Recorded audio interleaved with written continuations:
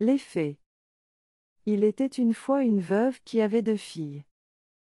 L'aînée lui ressemblait si fort d'humeur et de visage, que, qui la voyait la mère. Elles étaient toutes deux si désagréables et si orgueilleuses, qu'on ne pouvait vivre avec elles. La cadette était le vrai portrait de son père pour la douceur et l'honnêteté. Comme on aime naturellement son semblable, cette mère était folle de sa fille aînée, et, en même temps, avait une aversion effroyable pour la cadette. Elle la faisait manger à la cuisine et travailler sans cesse. Il fallait, entre autres choses, que cette pauvre enfant allât, 2 fois le jour, puiser de l'eau à une grande demi-lieue du logis, et qu'elle en rapportât plein une grande cruche. Un jour qu'elle était à cette fontaine, il vint à elle une pauvre femme qui la pria de lui donner à boire. « Ouida, ma bonne mère, lui dit la jeune fille. Et, rinçant aussitôt sa cruche, elle puisa de l'eau au plus bel endroit de la fontaine et la lui présenta, soutenant toujours la cruche, afin qu'elle bût plus aisément. La bonne femme, ayant bu, lui dit : « Vous êtes si bonne et si honnête, que je ne puis m'empêcher de vous faire un don. » Car c'était une fée qui avait pris la forme d'une pauvre femme de village, pour voir jusqu'où irait l'honnêteté de cette jeune fille.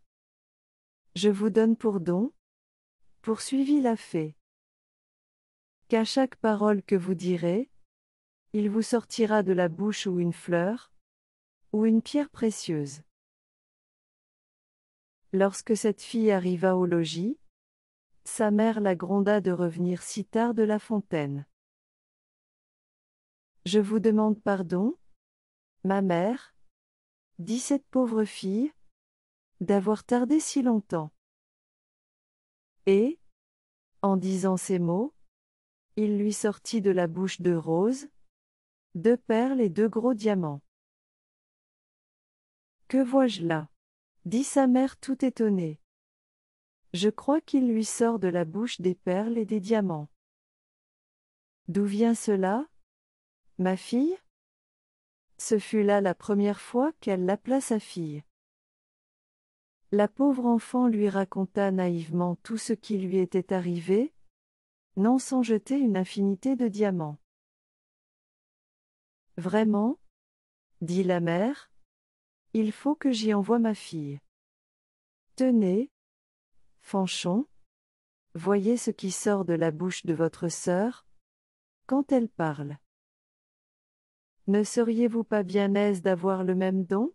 Vous n'avez qu'à aller puiser de l'eau à la fontaine, et, quand une pauvre femme vous demandera à boire, lui en donner bien honnêtement. » « Il me ferait beau voir, répondit la brutale.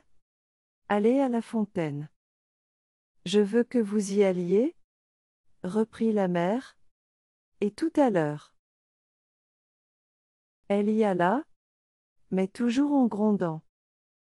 Elle prit le plus beau flacon d'argent qui fut dans le logis. Elle ne fut pas plus tôt arrivée à la fontaine, qu'elle vit sortir du bois une dame magnifiquement vêtue, qui vint lui demander à boire. C'était la même fée qui avait apparu à sa sœur, mais qui avait pris l'air et les habits d'une princesse, pour voir jusqu'où irait la malhonnêteté de cette fille. « Est-ce que je suis ici venue, lui dit cette brutale orgueilleuse, pour vous donner à boire. Justement j'ai apporté un flacon d'argent tout exprès pour donner à boire à madame ? J'en suis d'avis. Buvez à même si vous voulez. Moi ? Vous n'êtes guère honnête, reprit la fée, sans se mettre en colère. Eh bien, puisque vous êtes si peu obligeante, je vous donne pour don qu'à chaque parole que vous direz, il vous sortira de la bouche ou un serpent, ou un crapaud.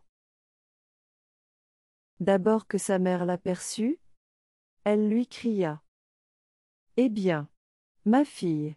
Eh bien, ma mère, lui répondit la brutale, en jetant 2 vipères et 2 crapauds. Au ciel, s'écria la mère, que vois-je là? C'est sa sœur qui en est cause. Elle me le paiera. Et aussitôt elle courut pour la battre. La pauvre enfant s'enfuit, et alla se sauver dans la forêt prochaine.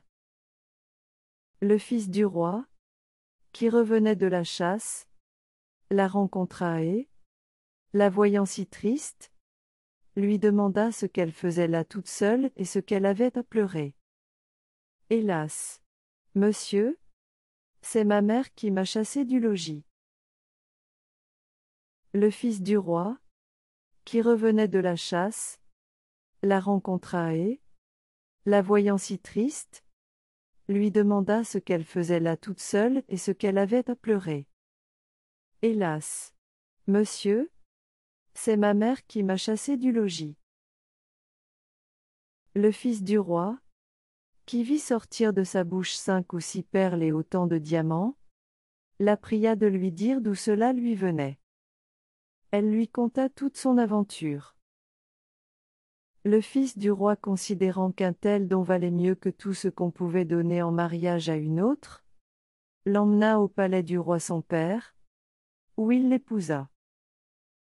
Pour sa sœur, elle se fit tant haïr, que sa propre mère la chassa de chez elle. Et la malheureuse, après avoir bien couru sans trouver personne qui voulût la recevoir, alla mourir au coin d'un bois.